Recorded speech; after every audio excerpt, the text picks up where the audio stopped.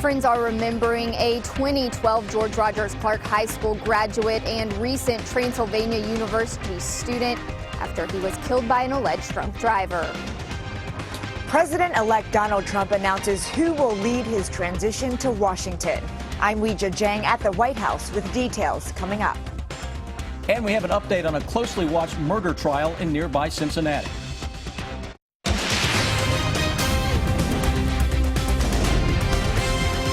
This is WKYT News at 5. A 23-year-old man is dead after police say a woman who was driving drunk crashed her car into his truck in Lexington. It happened shortly after midnight at Athens Boonesboro Road and Hayes Boulevard. The victim, Robert Hattler, was on his way home from work when police say 24-year-old Alexandria Rankin ran a red light and T-boned his truck. WKYT's Hillary Thornton talked to some of Hattler's friends in our top story at 5.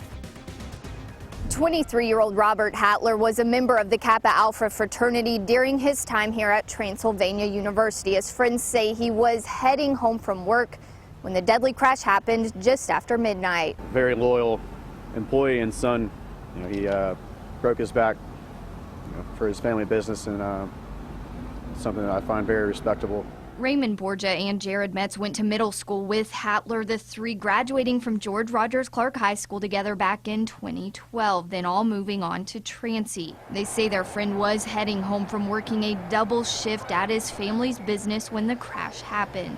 Police say Hattler was driving inbound Athens Boonesboro Road when his truck was hit by a vehicle driven by 24-year-old Alexandria Rankin. Witnesses say Rankin ran a red light. She is facing charges of DUI and manslaughter. Friends now remembering the 23-year-old who they say loved baseball and being outdoors. His energy, his laugh, and just his presence. Great guy to be around. One of my best friends. So his loyalty. Definitely one of the most loyal people I've ever met in my entire life. And Hattler's friends say they are thankful for their tight-knit group during this difficult time, and they're asking for continued thoughts and prayers for Hattler's family. In Lexington, Hillary Thornton, WKYT. Rankin is scheduled to be arraigned on her charges on Monday. President-elect Donald Trump spent most of the day working out of Trump Tower in New York City. He met with advisors setting up his new administration. And Vice President-elect Mike Pence is already taking a big role in what the new team will look like. Weijia Jiang's at the White House with details on the change of power.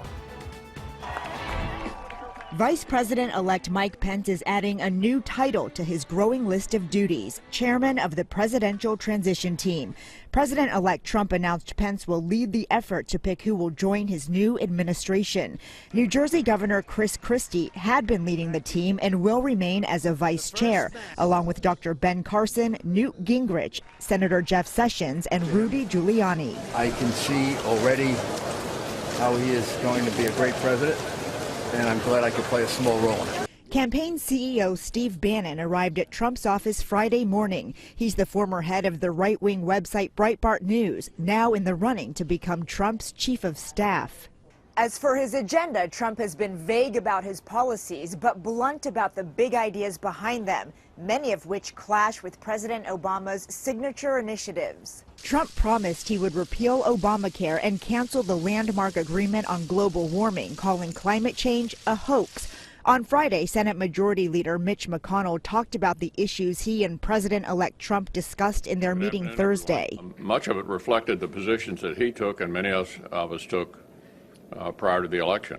Trump will take the oath of office 10 weeks from Friday. Weijia Jiang, CBS News, the White House.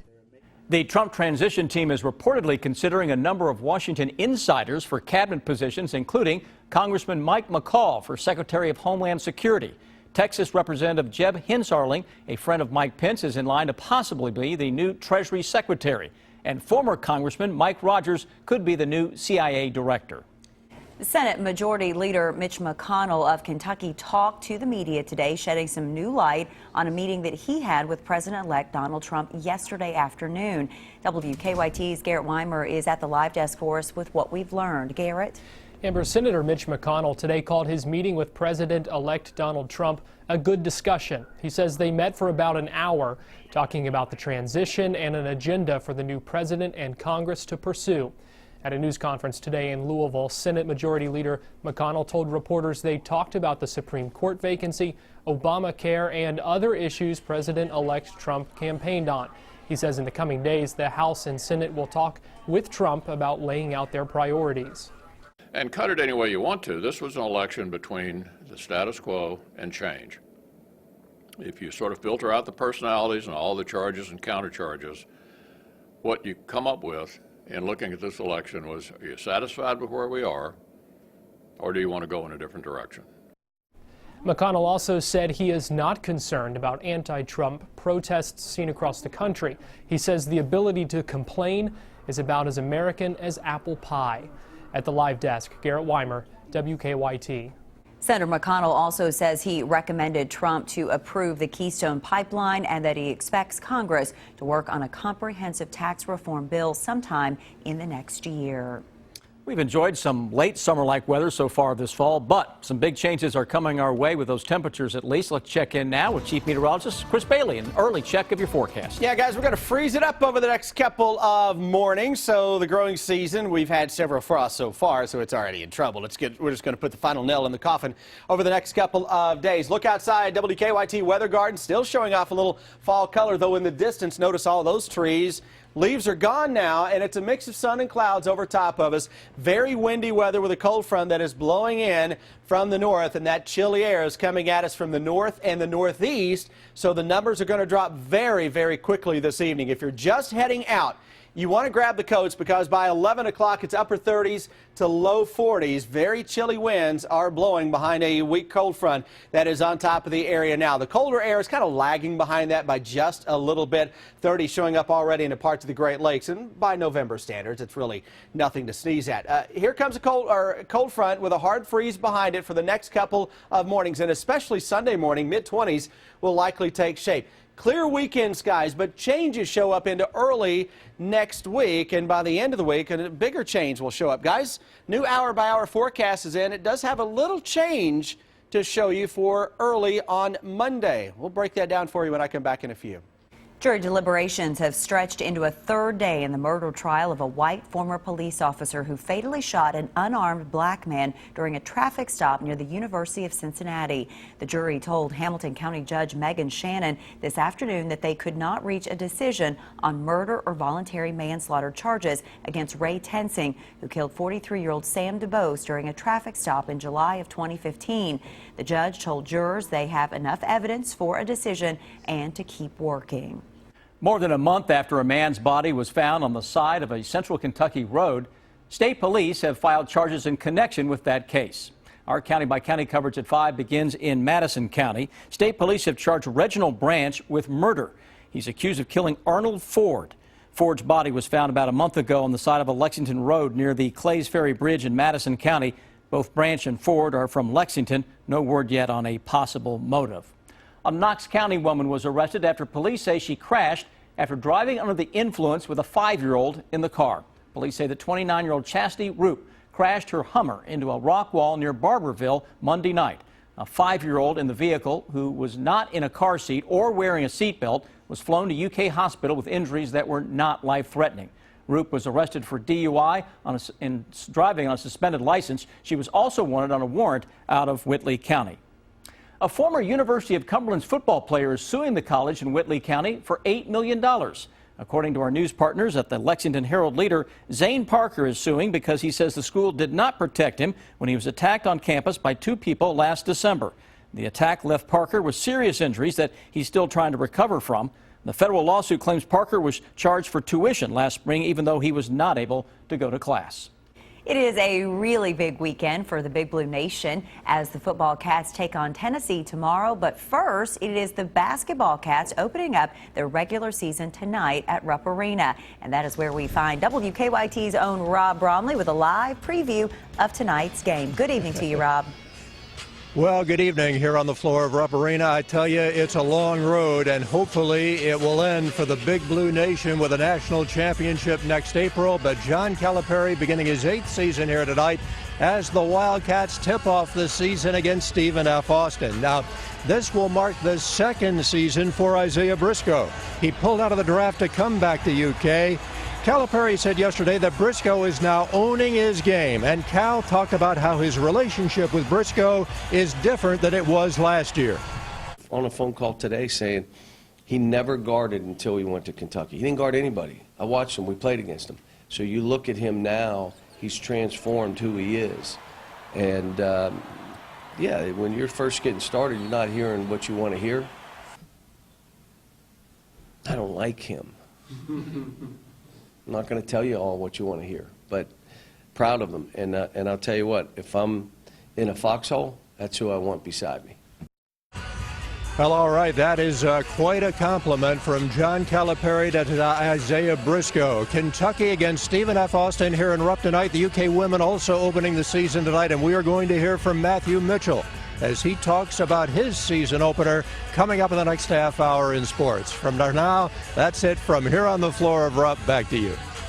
Rob, thanks so much. Both games tip off at 7 o'clock tonight. If you can't make it to the games, the men can be seen on the SEC Network, while the women can be seen online on the SEC Network Plus. Today, of course, is Veterans Day, and people across the country honoring current and former members of the military. We'll show you some of the events coming up in 10 minutes. The biggest online shopping day of the year isn't Black Friday or Cyber Monday. It's actually today. Coming up in Better Living, we'll tell you which company is smashing sales records. Now, your hour-by-hour forecast with Chief Meteorologist Chris Bailey. Chilly winds are blowing across the Bluegrass State as we wrap up this Veterans Day on a cold front that is diving in from the northwest. That is going to usher in the coldest air we've had so far this fall. Not that that's saying a whole heck of a lot. It has been a very nice fall across the Bluegrass State. Of course, it's getting us in trouble with the dry weather. Let's look outside as we lose the daylight here very, very shortly. Still some fall colors showing up in our WKYT weather garden. Some clouds filtering on into town as well. Now, if you're heading down to Rupp Arena over the next little bit, you know what the weather is. It's very nice. What about coming out of Rupp as we tip off the season this evening at 7 o'clock? Between 9 and 10 as you're coming out of Rupp, low and mid 40s, chilly temperatures, gusty winds, and overall just a mix of stars and some high clouds out there. Cold front, it's a dry front that is on top of the region. That colder air is lingering behind that front by just a little bit. I think my mouth's already into the weekend. We'll see if we can kick it into high gear. Through the day tomorrow, 20s to start, upper 20s to around 30. We go into the afternoon with readings upper 40s, maybe a low 50 parts of central Kentucky. Overall, though, it's a chillier than normal day, a seasonal chill. Tomorrow evening by 11 o'clock, if you're planning dinner and a date, maybe tomorrow night, how about low 30s by the time 11 o'clock rolls around. New hour-by-hour forecast is in. It does have a change from what we were showing you earlier to kind of emphasize the threat for a little rain early next week. Early tomorrow morning, upper 20s to around 30. Tomorrow afternoon, high 40s to low 50s. If you're at 49 versus 52, you're not going to really worry about 2 or 3 degrees because gusty winds will make it feel chilly. 8 o'clock tomorrow evening, speaking of chilly, look at that number at 8. Now by 11, we're closing in on the freezing mark, and by early Sunday morning, upper 20s are showing up. But you know what? This is likely a little overcooked. Take away a couple or 3 degrees from that, and we'll likely see some middle 20s that will show up. Into Sunday afternoon, picture perfect, mid to maybe some upper 50s out there. The change shows up Sunday night into Monday morning. Watch the clouds here in southeastern Kentucky, and look what happens now by 7 o'clock on Monday morning. A little bit of rain showing up into southeastern Kentucky with chilly temperatures in the 30s. That would actually be a good thing to get some rain into the southeastern corner of the state early next week. So the shower chance will begin on Monday and then carry us into Tuesday and Wednesday. Does that mean it's going to rain where you live? No, it means the chance is there for at least some scattered stuff around during those 3 days. End of next week, guys, we'll mild it up into the 60s, gusty winds, and a week from today, don't be surprised if we aren't talking about a 30-degree temperature drop on the way. But right now, it's all about the freezing conditions this weekend. And at least a couple days more before any rain really amounts to anything. First chance southeastern Kentucky may be early Monday, and even then, it's a small chance. Okay, thanks. Well, 3 collisions working in the city right now. One's on Newtown Pike just down from Citation. That's a non-injury. Another crash at Clays Mill and McCubbin, and they're working on a Regency in Pasadena. All those are non-injury collisions. Drive times this afternoon, so far to Nicholasville, up to 15 minutes now. Georgetown's holding at 16, and Paris will take about 23 from Lexington. Now back to you in the studio. Coming up, we'll take you to Camp Nelson, where hundreds have gathered to honor the men and women serving in the military. President Obama paying tribute to America's veterans today. He laid an honorary wreath at the tomb of the unknown soldier at Arlington National Cemetery. The tomb honors men and women who fought in World War I and II, along with the Korean and Vietnam Wars. Earlier in the day, the president welcomed veterans and their families to the White House for an annual Veterans Day breakfast, honoring them for their years of service. Communities across this country celebrate Veterans Day today, honoring the men and women who serve in the military. WKYT's Mike Linden went to a ceremony at Camp Nelson National Cemetery here in Kentucky and has this story. Hundreds of people from across the Bluegrass State are gathered at Camp Nelson National Cemetery in Jessamine County to honor the men and women who have served and those that are currently serving in the United States military. Stand beside her and guide her. For 96-year-old Helen Evans of Lexington, Veterans Day is a very special day. I was in the Army. I was in the first group of Kentuckians that were selected for the first classes of the WAC, Women's Army Corps. That was 1942. Helen was one of hundreds of people who came out to Camp Nelson National Cemetery in Nicholasville to honor Veterans Day today. Some say honoring the men and women of the armed forces shouldn't be limited to just one day. It should be every day, you know, to honor the veterans and also the ones that have gone and also the ones that are presently here today. So on the 11th day of the 11th month, at the 11th hour, the nation pauses to honor those that have served and those currently serving. But I'm proud of these people that have come out today to recognize their fellow veterans. In Jessamine County, Mike Linden, WKYT. That is beautiful. According to Camp Nelson officials, there are nearly 20 million veterans in the United States military nationwide, which represents about 6% of the population. Thousands of people line the streets of New York City to watch the annual Veterans Day parade today. Bagpipe bands, military veterans, and floats honored those past and present who served our country. This year's theme commemorated 15 years since the September 11th attacks. The parade started around 11 this morning and went along 5th Avenue. Back here in Kentucky, wildfires continue to burn across hundreds of acres in southeastern Kentucky. Coming up at 5:30, how some members of the Kentucky National Guard are spending their Veterans Day fighting those fires. It is time now for Better Living, health, education, and consumer news that impacts your life. Many of our nation's veterans find themselves fighting their own war when they come home. 22 veterans a day commit suicide. A growing number turn to drugs and alcohol while dealing with post-traumatic stress disorder. Don Champion visited a new treatment center in Texas that is only open to vets and first responders. Outside Warriors Heart Ranch, 20 cutouts of steel tell the stories of veterans who have committed suicide. It's a problem Annette Hill knows too well. It's the part of the war that you bring home, and you're still battling it. Her 25-year-old son, Army Specialist Adam Hill Gibson, committed suicide in 2009 after 2 deployments to Iraq. Here at home, he faced another enemy, post-traumatic stress disorder and alcoholism. It's a hell you don't wake up from. Still fighting her own pain, Hill is now clinical director at Warriors Heart near San Antonio. It's a private treatment facility for PTSD, traumatic brain injury, drug and alcohol addiction. It's the first ever to only treat veterans, law enforcement and first responders. We treat everything at once. We stabilize the addiction first, that is the truth. And then we start to untie the knot of their entire life. Treatment here runs 28 to 90 days. Patients go through 4 individual sessions a week and 3 hours of group therapy a day. On the 500-acre property, fitness and spirituality are also part of the treatment. It's just you and your own personal darkness. William was a Navy medic in Iraq. He returned home with PTSD and turned to alcohol. After experiencing suicidal thoughts, he reached out to dozens of facilities before he found Warriors Heart. When you go into these groups, that's like a war. You know, each person is fighting their own personal war right then and there. Therapy dogs helped him get back on his feet, and he's paying it forward. He now works with the Canine program, training dogs to help other veterans. Don Champion, CBS News, Bandera, Texas.